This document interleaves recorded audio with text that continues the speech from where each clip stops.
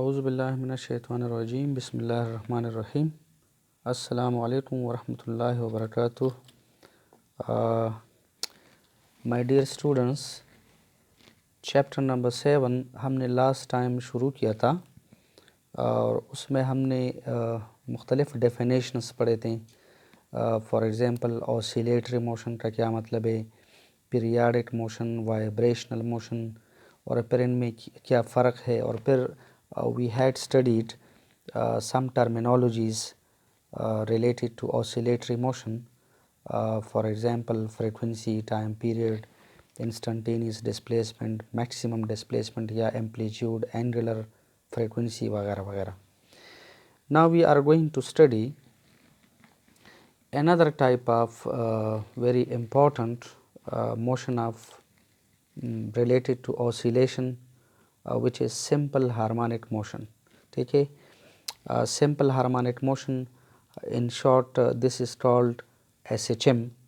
What is simple harmonic motion? So we say a special type of oscillatory motion in which the oscillating body satisfies the following two basic conditions.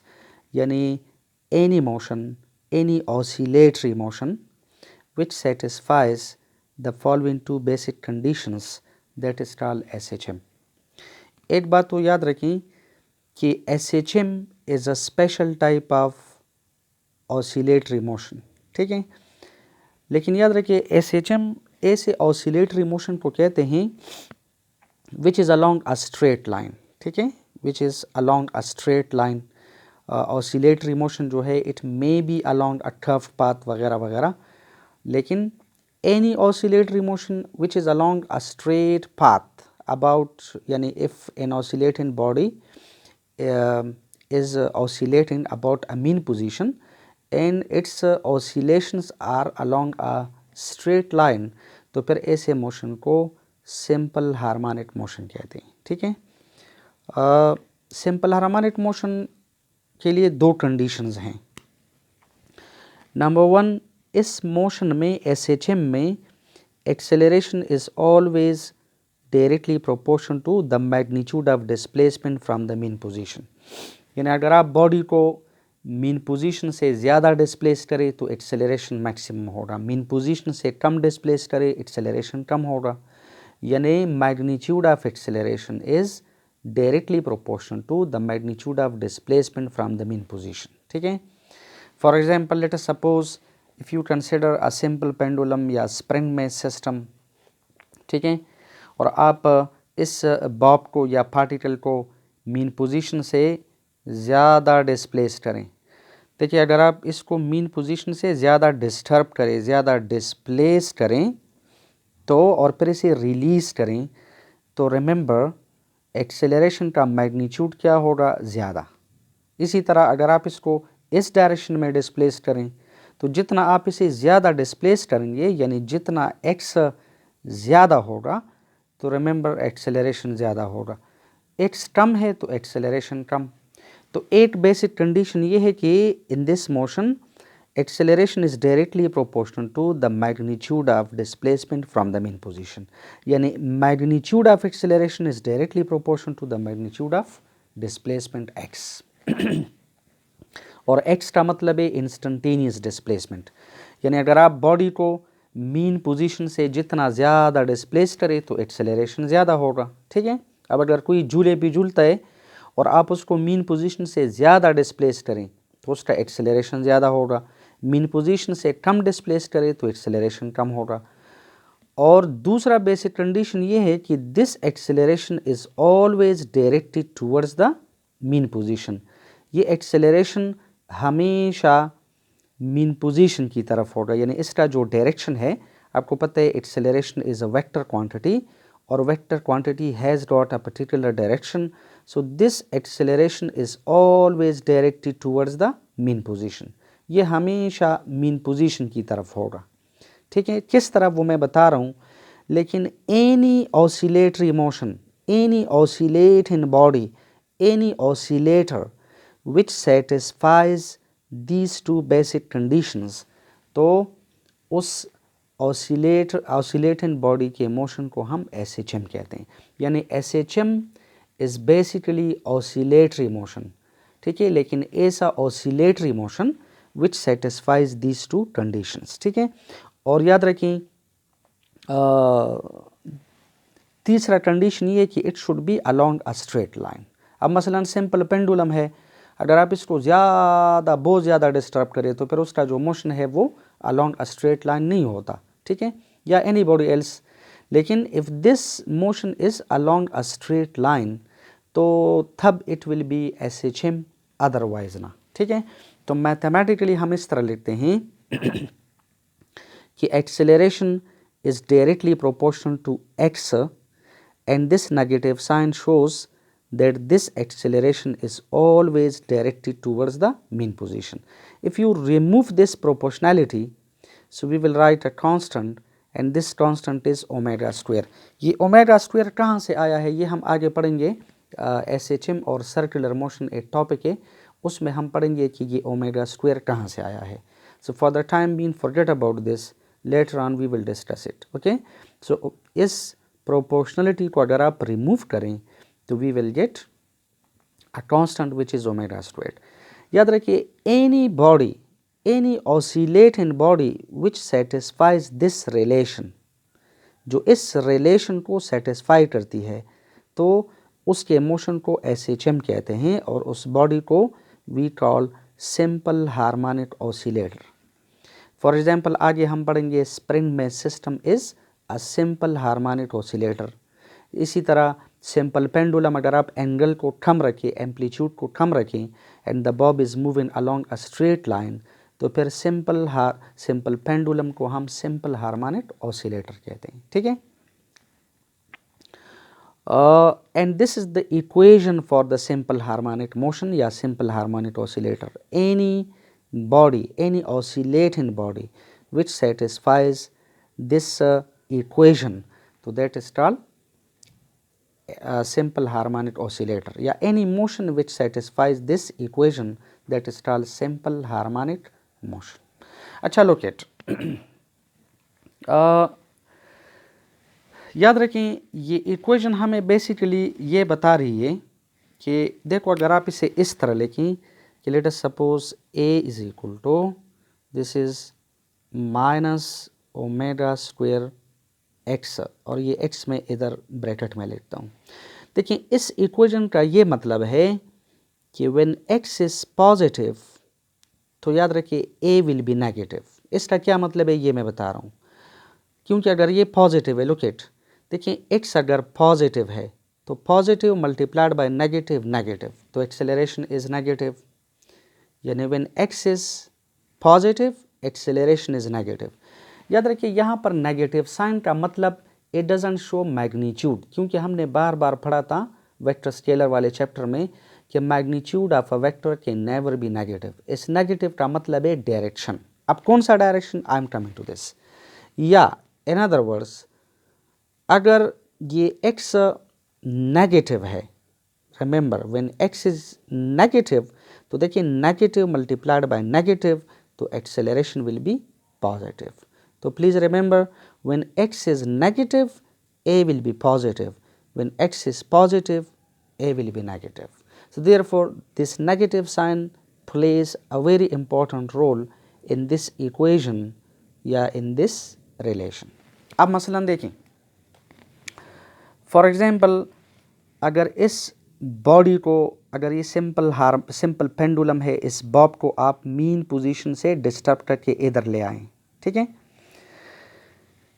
तो देखिए जब आप इसको disturb करके इधर ले आएं, पॉइंट ए पर ले आते हैं, ठीक है, तो याद रखें x से लेफ्ट साइड पे if you see when x is less than 0 यानी x is negative, if you see when x is less than 0 का मतलब है कि देखिए ये मीन पोजीशन है, तो यहाँ पर x इज इक्वल टू 0 है because this is the mean position, this is the equilibrium position or this is the central position, okay, so at this position x is equal to 0। लेकिन जब आप इस position से mean position से left की तरफ जाते हैं तो इसे हम नेगेटिव डायरेक्शन यानी नेगेटिव एक्स एक्सिस लेते हैं, और if you are going towards the positive तो इसे हम पॉजिटिव डायरेक्शन लेते हैं। तो if you are going in this direction तो we call this x less than 0।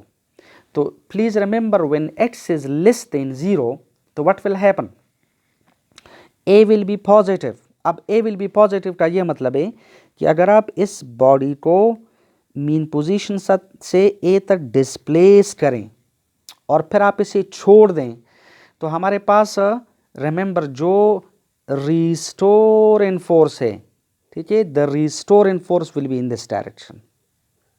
देखिए the restoring force is along the positive x axis.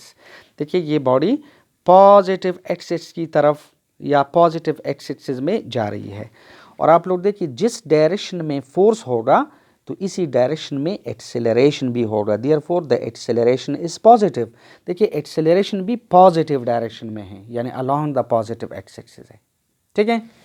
Similarly when x is greater than 0, when x is greater than 0, greater than 0 का मतलब है positive. Positive means यानी towards the right. अगर आप इस body को b की तरफ डिस्प्लेस करें, राइट की तरफ डिस्प्लेस करें और फिर इसे छोड़ दें, रिलीज करें, तो ये बॉब या बॉडी या particle it is coming back towards the mean position. Why? Due to elastic, due to restoring force.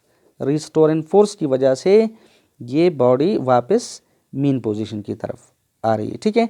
If you see when x is positive so this force is negative.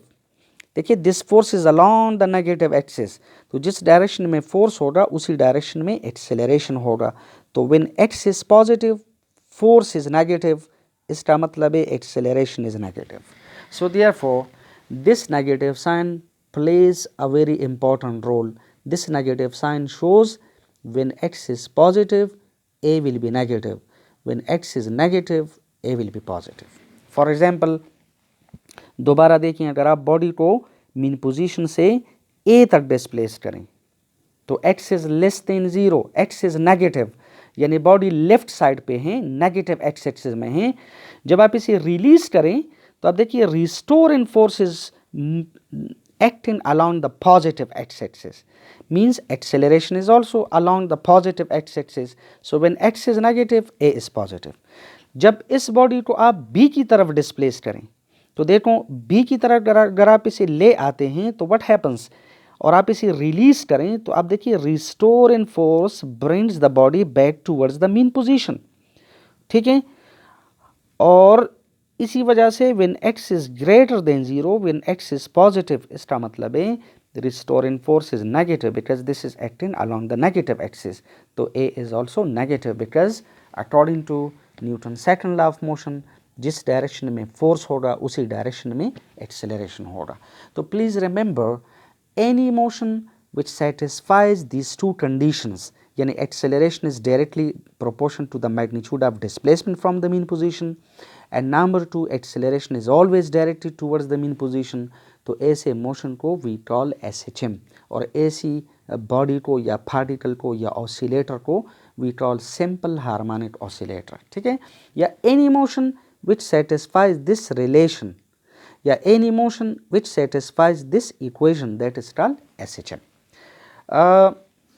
देखिए ये जो diagram है, ये जो diagram है या वो जो डेफिनेशन है या ये जो इक्वेशन है, इसको अगर आप ग्राफिकली एक्सप्रेस करें, क्योंकि कभी कभार एक MCQ आता है कि which of the following graphs represent SHM, ठीक है, which of the following graphs represent SHM। तो देखिए इसे हम इस तरह ग्राफिकली शो कर सकते हैं, फॉर एग्जांपल लाइक दिस। देखें ये अगर पॉजिटिव एक्स एक्सिस है और ये नेगेटिव एक्स एक्सिस है, ठीक है, और यहाँ पर आप लोग अगर ए पॉजिटिव ले लें और यहाँ पर आप लोग ए नेगेटिव ले लें, तो हमने क्या पढ़ा, हमने ये पढ़ा कि when x is positive A is negative, ठीक है। यहाँ पर आप देखें, रिमेंबर मीन पोजीशन पर, एग्जैक्टली मीन पोजीशन पर एक्सेलरेशन क्या होगा, 0, क्योंकि मीन पोजीशन पर SHM में वेलोसिटी मैक्सिमम होती है, वेलोसिटी में मज़ीद इंक्रीज़ नहीं आता। तो एक्सेलरेशन 0 हो जाता है। तो at x is equal to 0 acceleration is 0।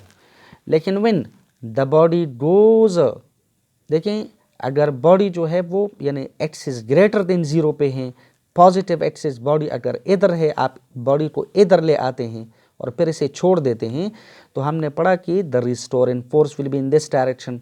तो आप लोग देखें इसे हम इस तरह ड्रॉ करेंगे। देखें व्हेन x इज पॉजिटिव तो इसका मतलब है a is negative. When x is positive, ठीक है, तो restoring force is along the negative axis, तो acceleration is along the negative axis. तो आप देखिए graphically we say when x is positive तो आप लोग देखिए एक्सेलरेशन नेगेटिव है, देखें एक्सेलरेशन नेगेटिव है। लेकिन remember when x is negative, अगर आप बॉडी को इधर ले आते हैं तो आप देखिए रिस्टोरेंट फोर्स इसे अलोंग द पॉजिटिव डायरेक्शन ले जाता है, तो एक्सेलरेशन भी अलोंग द पॉजिटिव डायरेक्शन होगा, ठीक है, यानी एक्सेलरेशन विल बी पॉजिटिव। तो याद रखें this is the graphical representation for the SHM. This graph shows that acceleration is directly proportional to the displacement, number 1, और number 2 ये है कि when x is positive a is negative and when x is negative a is positive. Okay? तो कभी कभार MCQ में आ जाता है कि which of the following graphs represents SHM. So this is the graphical representation for the simple harmonic motion. Now we are coming to an example, number 1 example of SHM या simple harmonic oscillator हम study करते हैं। और याद रखिए ये है motion of a spring mass system, ठीक है। प्लीज़ रिमेंबर इसमें हमने ये शो करना है कि अगर आप किसी बॉडी को स्प्रिंग के साथ अटैच करें तो वो SHM परफॉर्म करेगा या ना, ठीक है। क्योंकि कभी कभार एक क्वेश्चन आ जाता है पेपर में कि define SHM and show that the motion of spring mass system is SHM, या show that the motion of a body attach to a spring is SHM, ठीक है। तो हमने ये प्रूफ करना है कि अगर आप किसी बॉडी को स्प्रिंग के साथ अटैच करें और उस बॉडी को आप डिस्टर्ब करें तो वो SHM परफॉर्म कर रही है या ना, ठीक है। तो हमने बेसिकली क्या करना है, SHM का जो बेसिक कंडीशन है, जो बेसिक इक्वेशन है, ये हमने देखें ये हमने डिराइव करनी है। हमने ये रिलेशन या ये इक्वेशन डिराइव करनी है, हमने ये रिलेशन डिराइव करना है कि if spring mass system satisfies this relation, these two conditions, तो it's motion will be SHM, otherwise ना। तो अब ज़रा देखें देखो ये हमारे पास एक स्प्रिंग है और दिस इज़ अ सपोर्ट, और ये जिस सरफेस पर ये स्प्रिंग पड़ी है ये सरफेस बिल्कुल फ्रिक्शनलेस है, स्मूथ है, इसमें कोई फ्रिक्शन यानी स्प्रिंग और इस सरफेस के दरमियान देयर इज़ नो फ्रिक्शन, ठीक है। एक आइडियल सिस्टम है और इसके साथ हमने एक बॉडी अटैच की है हुज मेस इज M, ठीक है। और ये मेस और स्प्रिंग बिल्कुल रिलैक्स फॉर्म में है, इक्विलिब्रियम में है, ठीक है, मीन पोजीशन पर है, इक्विलिब्रियम में है, रिलैक्स फॉर्म में है। अगर आप इसको इस मेस को अगर आप यहाँ से डिस्प्लेस करें, F सब A का मतलब है अप्लाइड फोर्स, अगर आप इस पर फोर्स अप्लाई करें, देखें इस बॉडी पर if you apply the force, आप इस बॉडी को मीन पोजीशन से डिस्टर्ब करें तो ये बॉडी इधर आ जाएगी, ठीक है। लेकिन रिमेंबर जब आप ये अप्लाइड फोर्स रिलीज करें, इस बॉडी को आप छोड़ दें, तो इलास्टिक रीस्टोरिंग फोर्स की वजह से this body is coming back. देखें ये फोर्स इस बॉडी को मीन पोजीशन से डिस्टर्ब करता है, जब बॉडी इधर आ जाती है, ठीक है। If you see now the spring is elongated, आप पेपर में बनाएंगे तो सही से ही बनाएंगे, ठीक है। यहाँ पर स्प्रिंग रिलैक्स फॉर्म में है, यहाँ पर एलोंगेटेड फॉर्म में है, स्ट्रेच्ड फॉर्म में है। जब आप इस बॉडी को यहाँ पर छोड़ दे, रिलीज करें, तो due to elastic restoring force the body is coming back towards the mean position. देखिए ये बॉडी इधर आ जाती है, मीन पोजीशन की तरफ आ जाएगी।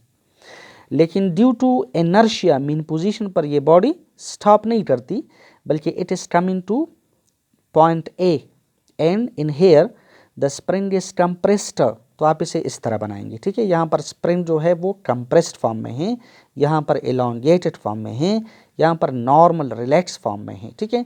द स्प्रिंग इज एलोंगेटेड, लेकिन again due to elastic restoring force this mass is coming back towards the mean position, and due to inertia it doesn't stop here, again it is coming here, or due to elastic restoring force this mass is coming back towards the mean position, due to inertia it doesn't stop, again it is coming here, and therefore the spring mass system will be oscillating, means the body will be oscillating, ठीक है, which is a simple harmonic oscillator. Number 1 तो ये कि ये straight line में oscillate कर रही है ये बॉडी, ठीक है। लेकिन दूसरा ये कि हमने ये फाइंड आउट करना है कि इसका जो मोशन है, ठीक है, वो रिलेशन या वो जो दो कंडीशंस है वो सेटिस्फाई कर रही है या ना। तो गौर से देखो, जब आप इस बॉडी को यहाँ से डिस्प्लेस कर रहे हैं, you are applying a force which is represented by F A, लेकिन जब आप इसे छोड़ देते हैं तो इलास्टिक रीस्टोरिंग फोर्स जो है it restores the body towards the mean position. It means कि जो अप्लाइड फोर्स है और रिस्टोरिंग फोर्स है ये मैग्नीट्यूड में बराबर है, डायरेक्शन में ऑपोजिट है। आप लोग देखें ये फोर्स और ये फोर्स, ये मैग्नीट्यूड में, ये और ये मैग्नीट्यूड में बराबर हैं और डायरेक्शन में ऑपोजिट हैं। तो देखें I can write it as like this.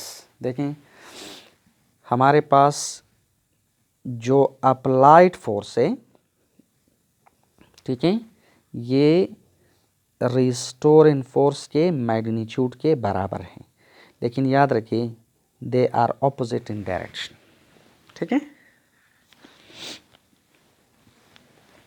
अच्छा देखें, अभी इससे पहले हमने पढ़ा कि जो एक्सेलरेशन होता है वो रिस्टोरिंग फोर्स के डायरेक्शन में होता है, ठीक है। तो if this is let equation number 1, तो याद रखिए जो रिस्टोरिंग फोर्स है इसे हम लिखते हैं एम ए, क्योंकि ये इस बॉडी को एक्सेलरेट करता है। और according to the Hooke's law ये जो अप्लाइड फोर्स है ये हम लिख सकते हैं के एक्स, वेयर के का मतलब है स्प्रिंग कांस्टेंट या stiffness of the material of the spring which wholly solely depends upon the material या the nature of the spring. Let this is equation number 3, ठीक है। अगर आप इन दोनों वैल्यूज़ को वहाँ पर पुट करें, याद रखिए ये जो के एक्स है according to the Hooke's law, ठीक है, के एक्स का मतलब है अप्लाइड फोर्स, ठीक है, क्योंकि हमें पता है कि अप्लाइड फोर्स जो है, आपने मैट्रिक में भी पढ़ा था, applied force is directly proportional to x. यानी आप बॉडी को जितना ज़्यादा डिस्प्लेस करना चाहते हैं मीन पोजीशन से, अगर आप बॉडी को ज़्यादा डिस्प्लेस करना चाहते हैं तो अप्लाइड फोर्स ज़्यादा अप्लाई करेंगे, ठीक है।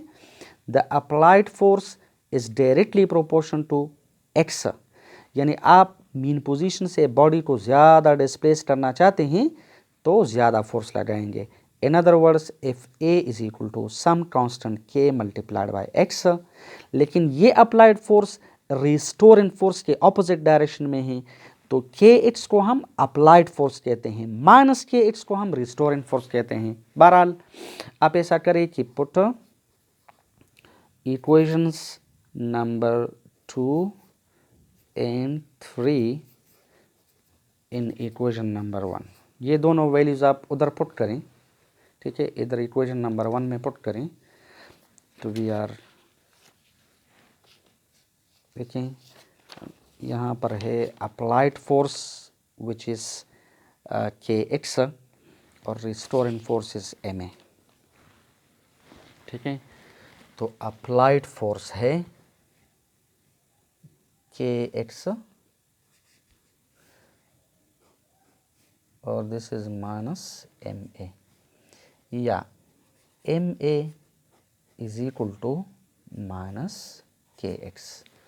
और अगर आप यहाँ से ए कैलकुलेट करें तो a is equal to minus k divided by m, ठीक है, इनटू एक्स। और in other words this can be written as के डिवाइडेड बाय एम और दिस इज माइनस एक्स, ठीक है। Let this is equation number 4। याद रखिए के का मतलब है स्प्रिंग कांस्टेंट। देखिए एफ इज इक्वल टू के एक्स है, तो इस के का मतलब है स्प्रिंग कांस्टेंट, ठीक है। इसे हम फोर्स कांस्टेंट या स्प्रिंग कांस्टेंट कहते हैं, यानी force per unit extension, force per unit extension is called के। अब अगर आप किसी स्प्रिंग पर थोड़ा सा फोर्स अप्लाई करें और उसमें ज़्यादा एक्स जो है वो पैदा हो जाते हैं, एक्सटेंशन ज़्यादा पैदा हो जाते हैं, तो इसका मतलब है के का वैल्यू कम है, स्प्रिंग कांस्टेंट कम है। यानी स्प्रिंग अगर नरम है तो आप इस पर थोड़ा सा फोर्स भी अप्लाई करें तो एक्स ज़्यादा होगा, एक्स जितना ज़्यादा होगा तो याद रखिए के का वैल्यू कम। लेकिन अगर आप किसी स्प्रिंग पर ज़्यादा फोर्स अप्लाई करें और एक्स कम है, एक्सटेंशन उसमें कम आता है, तो इसका मतलब है कि स्प्रिंग हार्ड है, सख्त है, तो के का वैल्यू ज़्यादा। तो प्लीज़ रिमेंबर, अगर के का वैल्यू ज़्यादा है तो स्प्रिंग सख्त है, अगर के का वैल्यू कम है तो स्प्रिंग सॉफ्ट है, नरम है, और इसका यूनिट क्या है, न्यूटन पर मीटर, ठीक है। बहरहाल के इज कांस्टेंट, ये जो m है this is also constant, therefore k by m is equal to constant. So we can say a is equal to some constant और this is multiplied by minus. अगर ये constant आप हटा दें तो याद रखिए acceleration is directly proportional to minus x, which is the basic condition for SHM. So please remember, any motion which satisfies this relation that is called SHM. इसका मतलब ये है कि स्प्रिंग में सिस्टम का जो मोशन है ये है सिंपल हार्मोनिक मोशन। तो प्लीज़ रिमेंबर, पेपर में इस तरह क्वेश्चन आ जाता है कि define SHM and show that the motion of a spring में system is SHM। Define SHM and show that the motion of a spring में सिस्टम इज SHM। तो फिर you will have to do it like this, ठीक है। अब इस spring में system के क्या नाम है, जो टाइम पीरियड है इसके लिए एक एक्सप्रेशन लिखते हैं। देखिए expression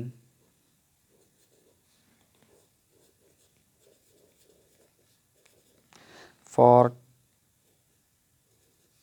time period of spring में सिस्टम, ठीक है।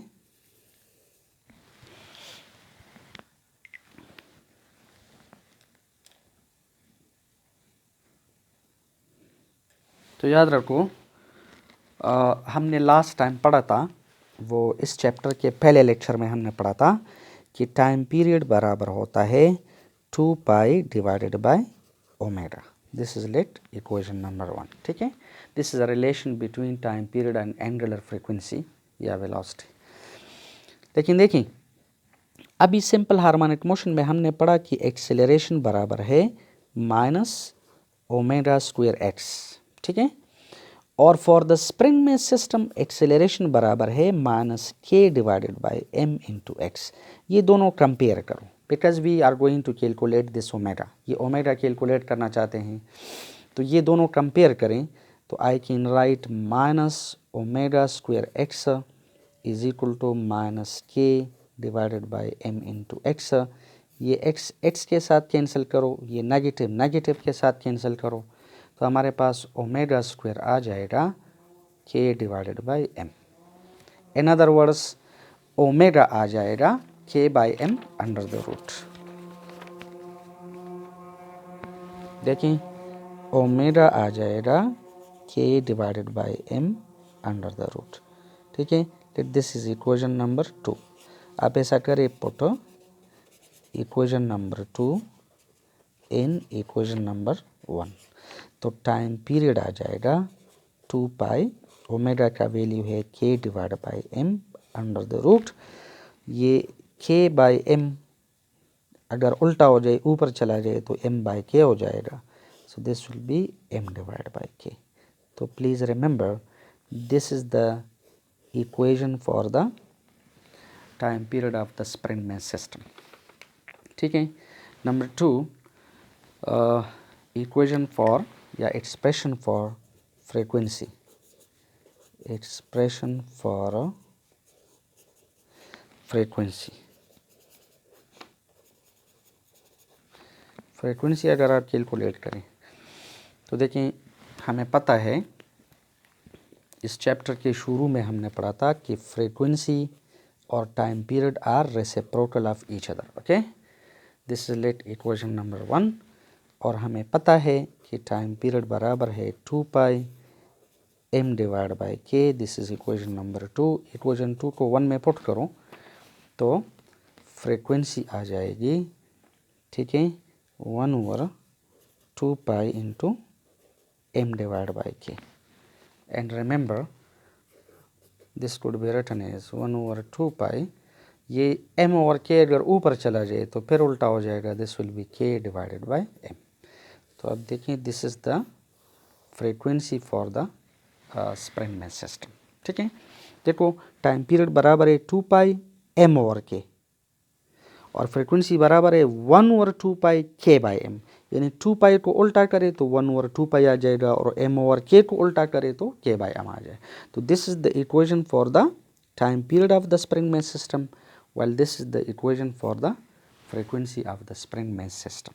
ठीक है, थैंक यू वेरी मच।